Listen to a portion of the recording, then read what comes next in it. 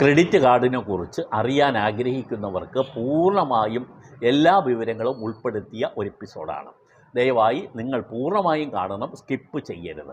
Credit card ഉള്ളവരും കാണുക, credit card എടുക്കാൻ ഉദ്ദേശിക്കുന്നവരും ഇത് കാണുക.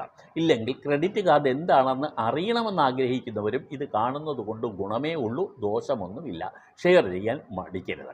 ക്രെഡിറ്റ് കാർഡ് എന്ന് പറഞ്ഞാൽ അതിൻ്റെ ആദ്യത്തെ വാക്ക് ഉദ്ദേശിക്കുന്നത് തന്നെയാണ് അതിൻ്റെ ഉപയോഗവും.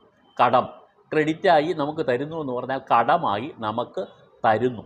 നമുക്ക് അടിയന്തര ഘട്ടത്തിൽ ഉപയോഗിക്കാൻ വേണ്ടിയുള്ളതാണ് ഈ ക്രെഡിറ്റ് കാർഡ്. നമ്മൾ ബാങ്കിലെ അക്കൗണ്ട് ഹോൾഡർ ആണെങ്കിൽ നമുക്ക് ക്രെഡിറ്റ് കാർഡ് കിട്ടും.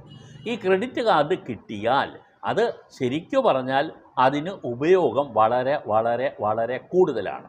പക്ഷേ അവർ തരുന്ന ഒരു പീരീഡുണ്ട്, അതിനുള്ളിൽ നമ്മൾ ഈ തുക തിരിച്ചടയ്ക്കണം. അങ്ങനെ